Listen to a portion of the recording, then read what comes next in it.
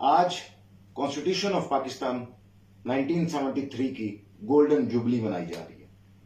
आज बाकायदा तौर पे नेशनल असेंबली में भी एक सेशन रखा गया, एक कन्वेंशन रखी गई, जहां पर वजीर आजम पाकिस्तान पीडीएम के तमाम सरबराहान ने खड़े होके चीख चीख के कॉन्स्टिट्यूशन की बुक हाथ में पकड़ के लहरा लहरा के तकरीरें की, और वो एक तासुर देने की कोशिश कर रहे थे कि शायद वो इस कॉन्स्टिट्यूशन के ऊपर मन्नो-अन अमल करवाना चाहते हैं। वो एक तासुर क्रिएट करना चाह रहे थे कि शायद वो बड़े प्रोटेक्टर हैं और उनके दिल में बड़ा दर्द है जमहूरियत के लिए, और वो कॉन्स्टिट्यूशन के ताबे, रूल ऑफ लॉ के ताबे स्टेट को देखना चाहते हैं।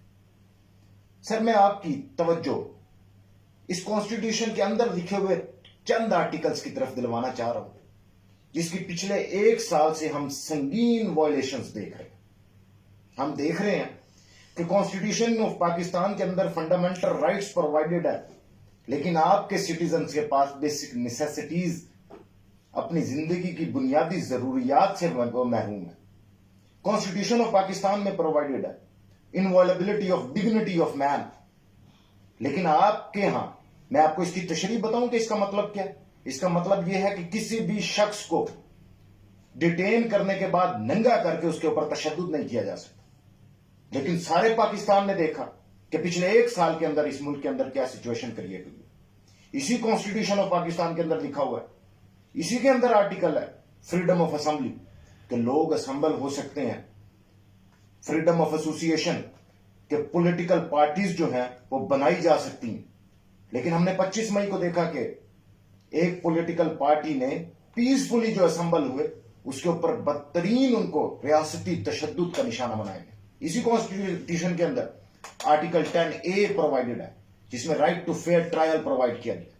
इसी कॉन्स्टिट्यूशन के अंदर जो बंदे के घर की सैंक्टिटी है उसको प्रोटेक्ट करने की बात की गई। इसी कॉन्स्टिट्यूशन के अंदर सिक्योरिटी ऑफ पर्सन की बात की गई।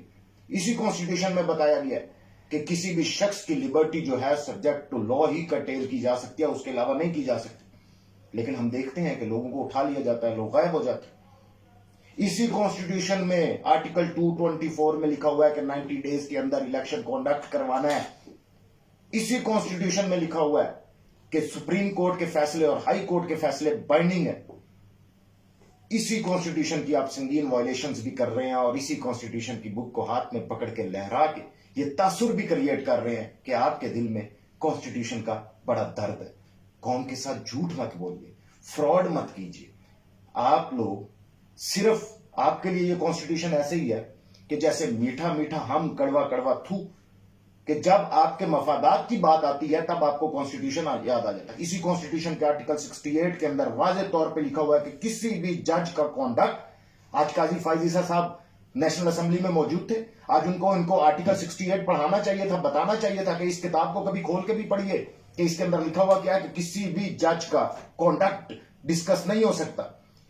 इसी कॉन्स्टिट्यूशन के अंदर आर्टिकल 204 कॉन्टेम्प्ट की प्रोसीडिंग्स के रिलेटेड प्रोवाइडेड है कि किसी भी जज को स्कैंडलाइज नहीं किया जा सकता, मलाइन नहीं किया जा सकता।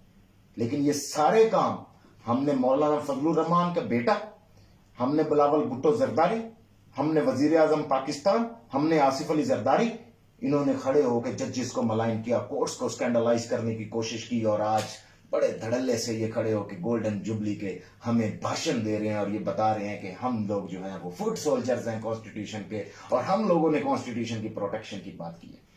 ना ये लोग इतने मासूम हैं, ना इतने सादा हैं, ये अपने राइट्स को भी जानते हैं। और मैं आपको एक बात आखिर में कर दूं कि आज अगर मैं बैठ के इस कॉन्स्टिट्यूशन ऑफ पाकिस्तान के अंदर लिखे हुए आर्टिकल्स की इंटरप्रिटेशन यहां से पेश करनी शुरू कर दूं ना, तो मुझे उसके जो कॉन्सिक्वेंसेस फेस करने पड़ेंगे वो मेरे सुनने वाले व्यूअर्स बड़े अच्छे तरीके से जानते हैं। Thank you so much. Allah Hafiz.